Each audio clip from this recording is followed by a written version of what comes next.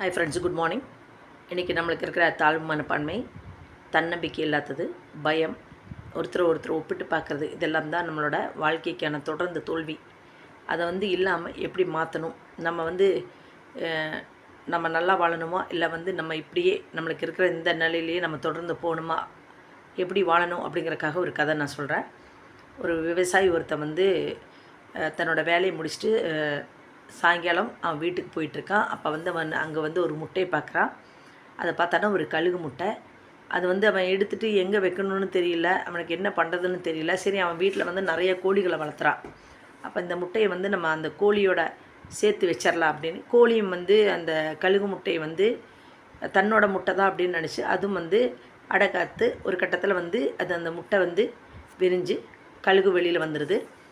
அது தினமும் இந்த கழுகுக்கு ஒரு நினப்பு, தான் கோழி தான் அப்படிங்கிற மாதிரி கோழி கூட எப்போவுமே அங்கே எல்லாம் போய் அதோட உணவெல்லாம் சேகரித்து அப்படியே சாப்பிட்டு அது கூடயே வாழ்ந்துட்டுருக்கு. ஒரு கட்டத்தில் ஒரு நாளைக்கு அது அங்கே இருந்துகிட்ருக்கும்போது மேலே ஒரு கழுகு வட்டமிட்டுருக்கும். அப்போ இந்த கழுகுக்கு நம்ம அந்த கழுகை மாதிரி சந்தோஷமாக வட்டமிட்டு பறக்கிறதுக்கு, இந்தளவுக்கு உயரத்தில் பறக்கிறதுக்கு நம்மளுக்கு முடியலையே அப்படின்னு நினச்சி அது ரொம்ப ஏக்கத்தோடு அந்த கழுகையே பார்த்துட்ருக்கு.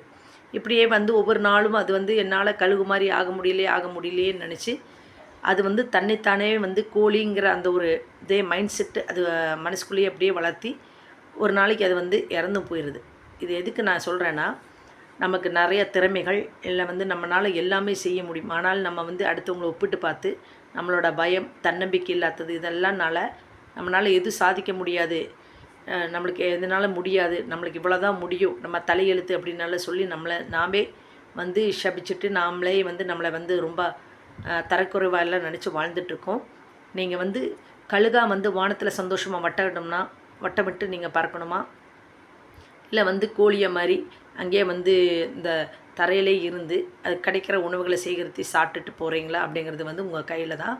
அதனால் இன்றைக்கே என்னால் முடியும், என்னால் முயற்சி செய்ய முடியும், இன்றைக்கி இல்லை ஒரு 10 வருஷமானாலும் இல்லை ஒரு 5 வருஷமானாலும் என்னால் நினச்ச இடத்தை நான் சேர முடியும், நான் அந்த உயர்ந்த நிலைக்கு வர முடியும் அப்படிங்கிற நம்பிக்கையை நீங்கள் வளர்த்திக்கோங்க.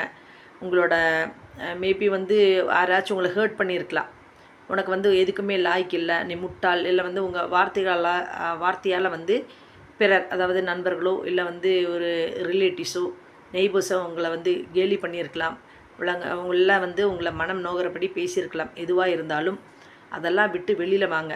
வெளியில் வந்தால் மட்டும்தான் இந்த கழுகு எப்படி கழுகுக்கு தன்னோட திறமை தெரியும், ஆனாலும் அந்த கோழியோடு வளர்ந்தனால அதுக்கு என்ன தோணுது, நான் கோழி தான் அப்படிங்கிறது தன்னை மனசுக்குள்ளே அது அப்படியே நினச்சிக்குது. அந்த நினைப்பே வளர வளர அதாகத்தான் இருக்குது, அந்த கோழியோட மைண்ட் செட்டில் தான் இருக்க தவிர அது தான் கழுகு, அது என்னால் பறக்க முடியும், என்னால் வானத்தளவுக்கு பறக்க முடியும், வட்டமிட முடியும் அப்படிங்கிற அந்த நினைப்பு இல்லாமல் போனனால கடைசி வரைக்கும் அது ஒரு கோழியாகவே இருந்து இறந்துருச்சு. அதனால் நம்ம எதாவது இருக்கணும் அப்படிங்கிறது நம்ம கையில் தான் இருக்குது. Be positive, be happy always. Thank you.